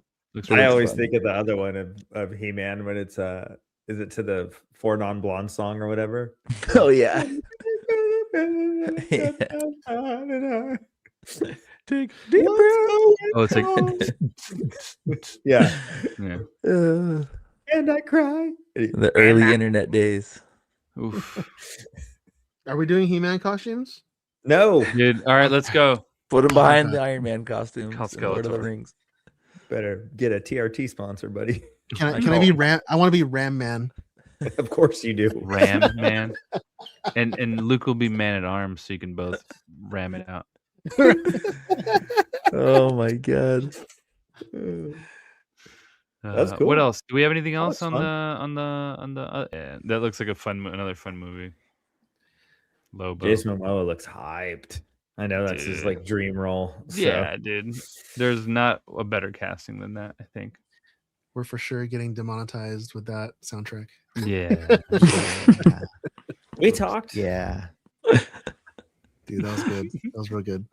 That's a good. I like that better than He-Man. He-Man just looks like a popcorn movie. Yeah. Yeah. It looks Yeah. like a popcorn. It's gonna be fun, but it's. I mean, Both of those look like popcorn movies. They both look like a popcorn movie to me, yeah. In the best way. you're welcome. John could do a mean Lobo. Says Meganeth.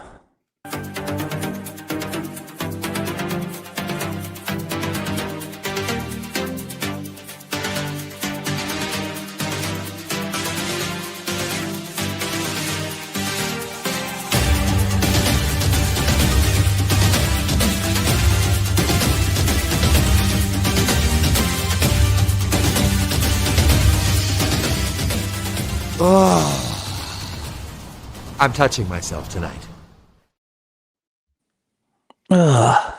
Daredevil. Okay, boys. So we talked a little bit about last week about getting into Daredevil on a weekly basis. And we are talking about Daredevil Born Again Season 2. The creators haven't changed, but just so we have those at the top, Dario Scartapane is the executive producer, and Chris Ord and Matt Corman are the creators under the Born Again banner. And we got 2 eps this week, which was cool.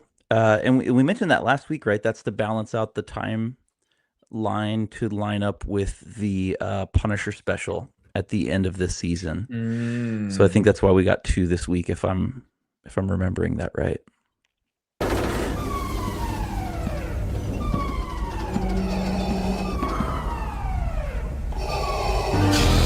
Spoiler alert! Took the words right out of my mouth. So this is a spoiler heavy segment. And so we got 2 episodes this week. Episode 2 was called Shoot the Moon. And I'm just going to give a little tagline at the top, and then we can discuss what we liked about him and stuff. But episode 2 is called Shoot the Moon. Fisk tries a new tactic to lure Daredevil out of hiding. And man, what a tactic that was. That was super clever because now he is being searched for with both of his identities. Yeah. And gives him little quarter to find reprieve to hide out and stuff now. Or be disguised when he does have to go out in public. So Matt Murdock is a hero. Yeah, like what a great what a great twist that was. That was so well done. So basically, like Wilson Fisk, from the events of the end of last season and going into this first episode this last week, Matt's been hiding. He's been striking at Fisk's empire and as his time as mayor as best he can in this time that we are kind of learning about between season 1 and season 2. And Fisk being frustrated and kind of at wit's end with like, how do I get him out? How do I find him? He basically like goes on air as the mayor and asks the people of New York City to find this hero that was lost. He explains that he was the one that saved his life, saved Mayor Fisk's life last season, which he did. And so he puts this spin on it, like, "Hey, we're just trying to find this hero and get him back." So, the spin he put on it was amazing. It was truly clever and devious, as the Kingpin is. So that's clever. Yeah, I like that.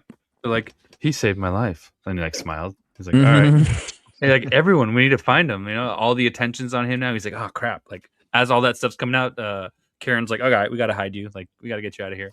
Yeah, it's like demonizing the Daredevil and making him the hero, a person of interest or Duality. wanted. He's wanted. Daredevil's wanted. Yeah, but then Matt Murdock is missing, and he's a hero. Mm-hmm. And we need to find him and help bring him out. Like, so funny. There's that crazy right hand man of Fisk's. It's the head Buck. of the organization, the bad cop guy. That that guy. Yeah. Oh, he says while he's talking to Fisk, he goes, "I'll bring Matt in and I'll put a bullet in Daredevil's head." And then Fisk goes, "Either one will do."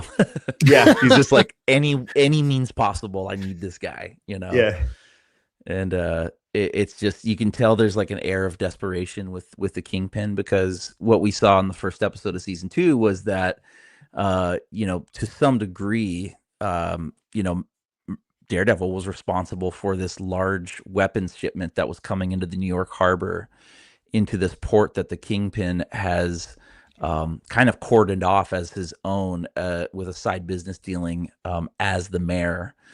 And so he's got no eyes on what he's doing in this port, and so he's trafficking weapons. It looks like Matt obviously like puts a damper on that plan, and so then we launch into this point of like desperation where Kingpin's like, we have to get him, like this is it. So this is just setting up this really great tension through episode 2. And then episode 3 is called The Scales and the Sword. Matt Murdock and Karen Page find new allies. And so this one I thought like buddied up really well with that episode 2. Like these two going right into each other, to me almost felt like one episode. I don't even know how you could separate those two by a week of watching. Those would be really hard to separate by that much time. I So think that's why they put them together, because it just fit well. It was perfect. yeah. What do you guys think? Like, what do you guys think directionally? What do you guys think of just some of the details? we're seeing in the storyline, like the main beats.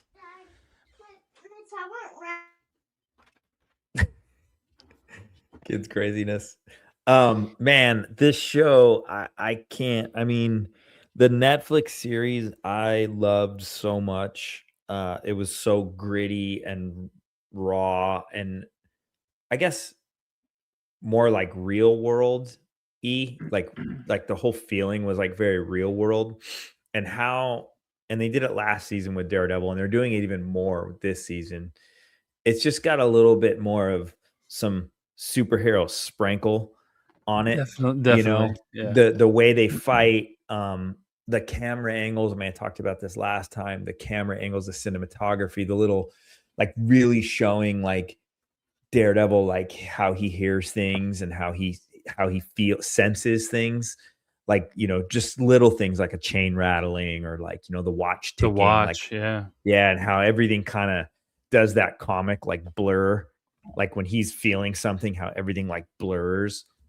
The fight scenes are just so crazy because he's a superhero, right? Like the Netflix one was so great because he was like a vigilante superhero, but he didn't really show powers so much. And it's not like this one he's over the top. He's not Thor or somebody, but like the baton doing the long cable stuff is just it's so sick because that's such comic booky. He's swinging in on things. He's throwing that thing all the way across 100 feet. I just am big in that like comic throwback without it being over the top. So it's such a good blend of what the MCU has done and what the Netflix show was, and how you can watch the Netflix one and watch this, and they're seamless, but then they're also not together. They're so different, right? Yeah. Like they're different, but the whole feel of it flows the same. I loved the Mr. Charles guy. That character was so awesome when he barged in Kingpin's office and was just like, he's got the gyro sandwich and he's whatever, and he just came in to like lay the hammer down with the little Miss Fontaine drop too. When the phone rang and he's like, yeah, you're going to want to get that. And he's like, Miss Fontaine. He's like, oh, all right. Yeah, we're out of here. That was awesome. Was it the first or second episode when the little bullseye knife, the knife that John has, was that the first episode or the second? That was the end of the second. Oh, that was the first. End of the second episode, not the third, right? Yeah, that scene was crazy because I was on pins and needles. He's fighting those the AVTF. Yeah, AVTF. He's fighting those guys, and they're just ripping his mask off, and the guys put the gun to his head, and you were like, what is gonna happen? It was like it's the first episode. Or like, and his friend's having a heart attack as that's happening too. And his friend's having a heart attack. Yeah, but the thing too, it's like he's already been so traumatized with Foggy, hearing Foggy's heart stop beating, and then to hear Cherry's heart like do almost the same thing. He's like, and he can't even get up. No, no, they're putting so much like it's action. Yes, there's like crazy comic booky stuff in it, but the emotion and vibe that they're putting throughout this whole show is just. And that last episode, I'm like, all right, who else is gonna show up? The Swordsman was badass, dude. Like, he was my favorite, dude. I've liked him as a character since they've introduced him. As just his vibe is cool, and when he broke off that piece of the cage and gave it to him, he was just like, he was all little rebar. Oh, yeah, good. Yeah, I don't know, man. Like, I could keep going on and on about it, but this show's insane. Yeah. And yes, I want to make a bullseye.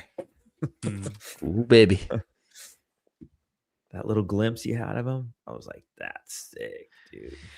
Well, it's interesting that Bullseye seems to be assisting Matt within this he's new mad, season, right? Like, yeah. Because he got betrayed, right? He's betrayed. So I guess his enemy of my enemy is my friend kind of thing. Isn't he hunting Vanessa? Yeah, that's what it seems and like. She's having these like really bad nightmares about it, I think there's a lot coming too, because the the doctor lady is like having these She, moments. dude, that chick is. I heard a crazy theory that she's gonna possibly be the new Muse because it's like consuming her. You know? Yeah. Which could totally see that, apparently yeah. some folks are agreeing. Yeah.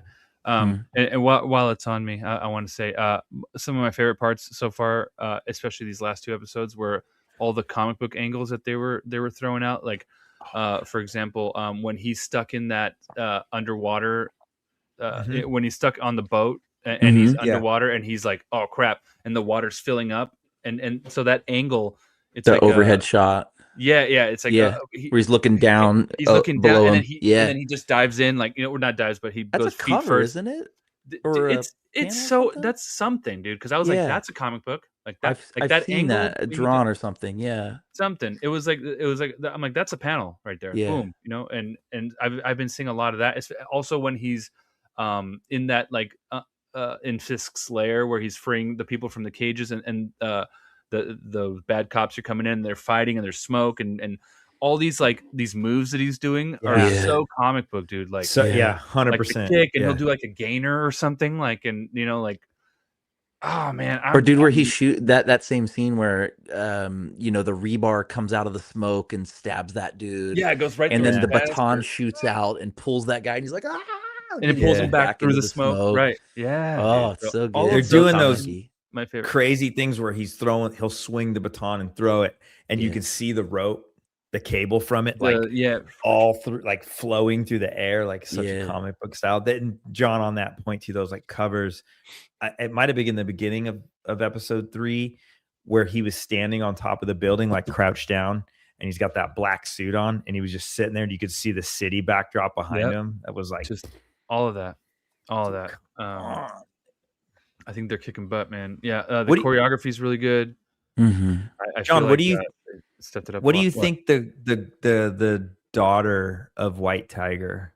I don't. It's not her daughter, is it? It's like her niece or something. Or yeah, I think it's a niece. I'm not 100% convinced with her. There was one scene where she was being held back, where they took her aunt or tia away, and I wasn't super convinced with her acting. I felt like she was like not showing enough emotion for like a parent that just got dragged away by ice or whatever. Like she's kind of just like kind of just like hitting the cop a little bit, and I was like, express more. Like your family's been ripped from you. I don't know. But then I did like when she came in and she's like, I got this, here's some guns, here's some walkies. I'm here to help. She had the amulet. She slashed the tires on the whip. The cop's tires. Yeah. She's stepping up and taking the role. I'm sure I'm going to eat my words later. I'm sure she's going to kick butt. Cause that's how things go. But I did like that where she showed up. I just wondered, maybe because you and Luke are so ingrained in like the comic stuff, like if there's like, does White Tiger's family take over or something? I think she does, right, John? She takes over. Yeah. Yeah, she takes over. Right? White Tiger. Because someone else didn't want it. Like they even mentioned it in the show, like, oh, so and so didn't want this, and she's like, oh, of course. Like, I'll basically saying I'm going to take it. Yeah, she does. Yeah, and I do want to see more of her character as White Tiger, because it's another hero vigilante, and there we go. The comic vibe. So cool. It's got a lot of like Wakanda and Black Panther vibes.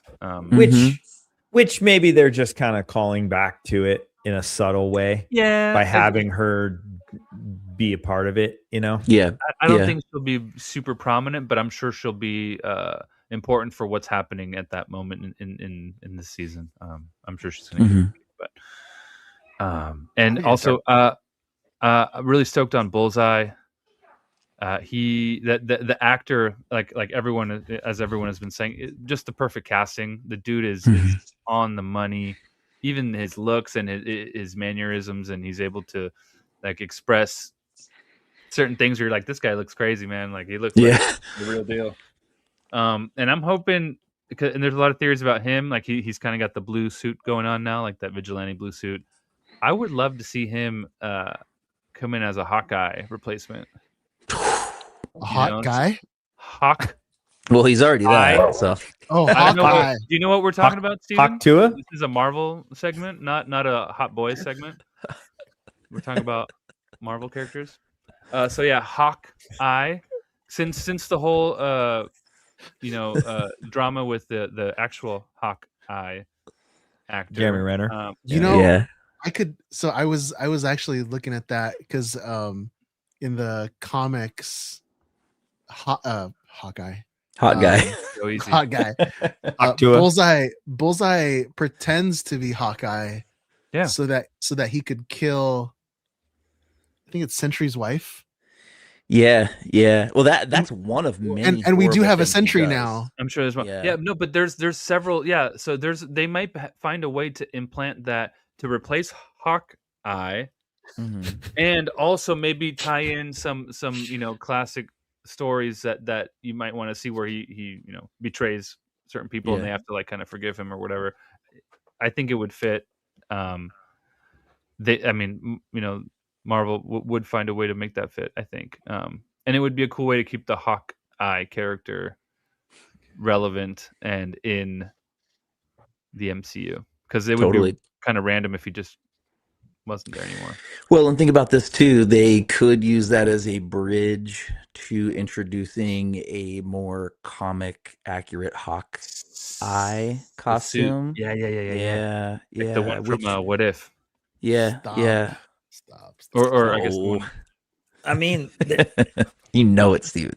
I feel like Want they're that purple setting. Hawkeye suit. Yeah. I feel like they're setting up some epic like appearances and team ups and I mean, because I would assume at some point Daredevil and Bullseye are going to team up at some point in time.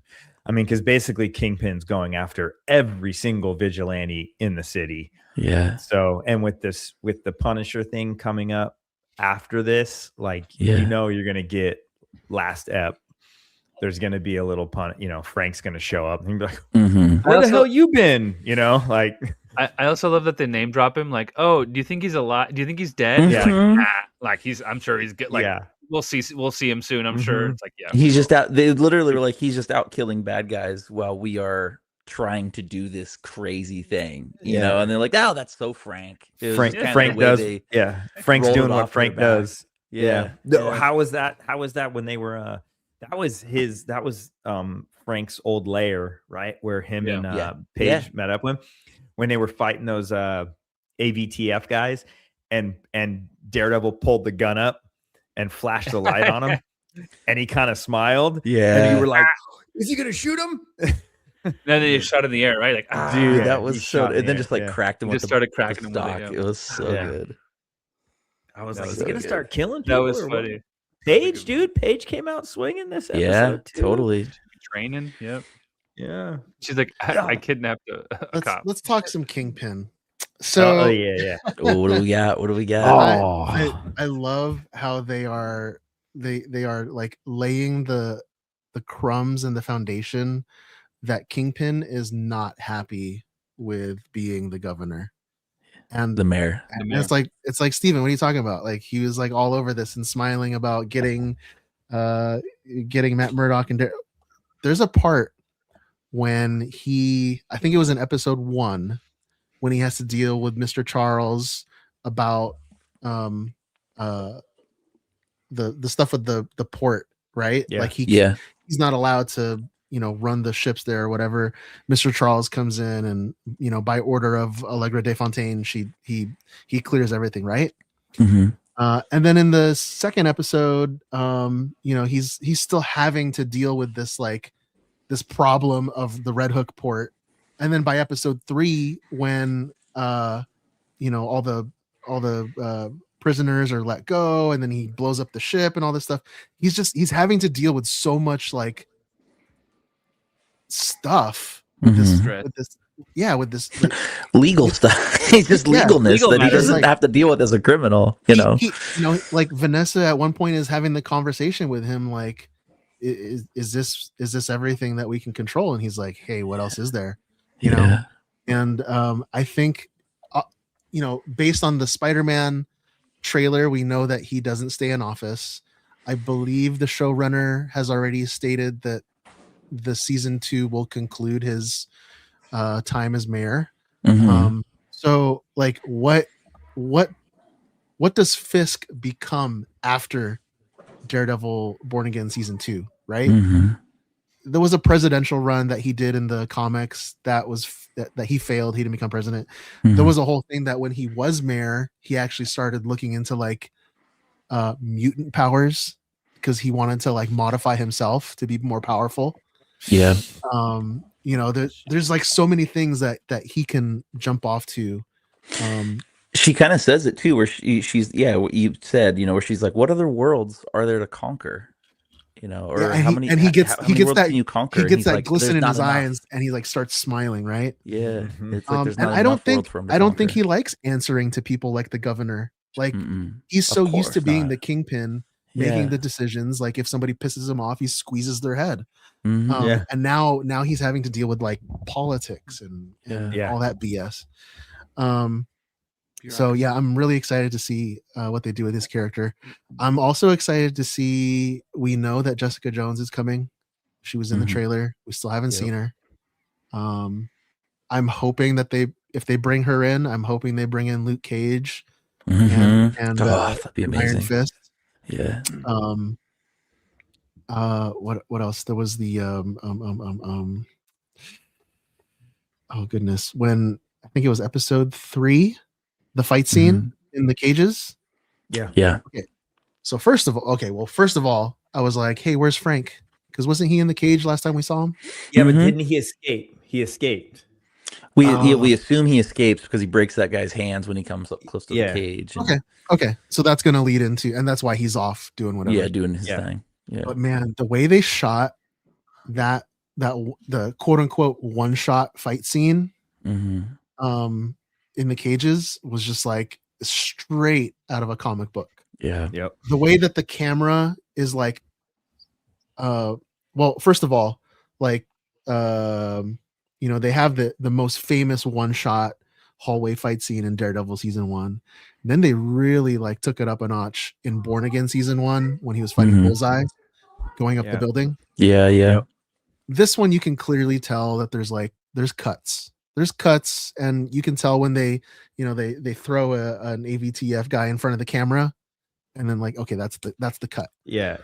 But what I really loved about this one shot is how they placed the camera in impossible places to make it look like it's a comic book panel.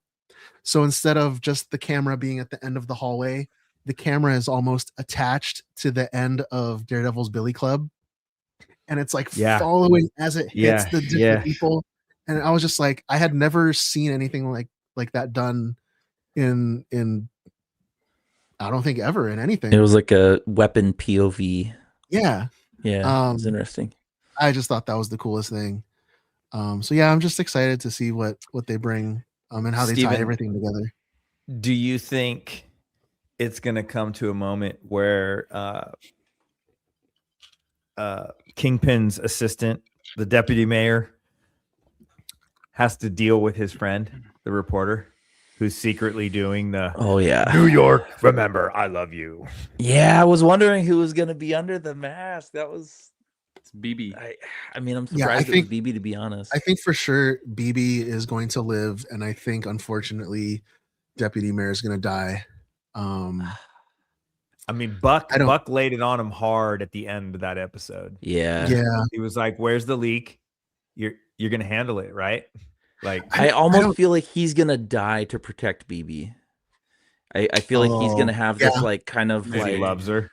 Yeah, he loves her, and he's a good enough guy inside that he knows he can't just give her up because he knows how dire it would be for her, you know. Because he hasn't really done anything like quote unquote wrong, illegal or wrong, right? Yeah, he just likes living the fat cat life. Totally, right? 1000%. Yeah, but yeah, I could totally. I think what's gonna happen is I'm just spitballing here. Yeah, BB's gonna get caught. Yeah, he's gonna have to cover his own butt and say, "Yep, here's the leak," and maybe what's his name, Buck is gonna like just about to kill her, and then I could see Deputy Mayor like taking the bullet, so to speak, stepping in or something like that. I liked that scene with Buck and the psychiatrist or therapist, the doctor, where they sat at the dinner table and they talked in kind of a medieval way about the Yeah. court of the Kingpin and who the players were. The court. And it was just really neat and kind of insidious on Buck's part, to lay that out in such a way where it seems like he's almost being a bit of a manipulator by describing it in those terms to her. I don't know if it comforted that's what I mean. her or if it made her a little bit more like, whoa, this guy's a little bit more behind the scenes than maybe we think. Or maybe that's what's supposed upon the watcher, the viewer. But I liked that. That was a cool little exposition for Buck. He's obviously not had a lot of dialogue in the show, but that was a cool way for him to get a little. Also, too, the moment he had with James Gandolfini's son, where we learn about his background a little bit, and you learn he's like SAS. British intelligence. Oh, dude, he and was stuff. he That was really he had to cool. take a step back on that for a second. Like, Yeah, he was like, "How "What?" do you know?" Yeah, he's like, "Oh, I got sources too, buddy." That was cool. Yeah. That was a really cool moment. Then he got him to take a bite out of the hot dog, and he's like, "I just got you to take a bite out of street meat." Totally. That was so good. That was great, like character development for both of them in that moment. It was really cool. The show's amazing, dude. Mhm. It's so good. Yeah, coming off of Wonder Man, and then we knew Daredevil was going to be good, but just to be coming off, the high ride of two solid Marvel shows right now, and just knowing what's coming and stuff is, Dude, we're they're eating good. using- We say it a lot they're- on this show, but we're eating good, boys. There's a lot of good stuff coming, and I just feel It's- like they're using this as just this is the sprinkle. They're just sprinkling God, the salt such a on sprinkle, everything man. right now. Like, It's hard. It's difficult because it's like, I just want to get to Spider-Man. I just want to get to Doomsday, but I gotta get to Punisher first, and then I got to the end of this. No, enjoy. It's like having And kids. this is- Don't think too far ahead. Just And I enjoy gotta get to Darth Maul Mondays, and then I gotta get the boys, and then I gotta catch up on Invincible. and this is so good. The fact that like this is gonna lead into the Punisher, which is gonna lead into Spider-Man, which is gonna. I mean, they're cooking, dude. They're doing it. They're doing it. It's happening. You're doing it, Peter.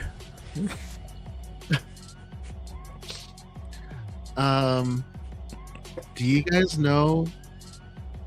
Quick, pop quiz, hotshot. Mandalorian and Grogu. When's it come out? May 22nd. 22nd. Dude! John, where's my I was about to say applause? Yeah. That I was gonna was say a the guess. 28th. That was a shot in the dark, dude. I'm surprised I got it. But see, it worked, right? I All that almost said May subliminal, 4th. like, it worked. Now it's like in Sticking. your head. It's sticking. That's good.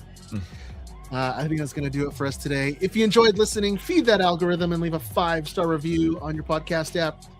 Be sure to include a dart emoji for Brian. You can't find me reading back issues of Hawkeye. Hawkeye magazine. You can follow me at Stevie.Kicks on Instagram, sometimes on X. Gentlemen, let the listeners know where they can find you. John, Pair_annoyed. Luke, Same and Left Coast Avenger. Brian. Hot Guy Weekly.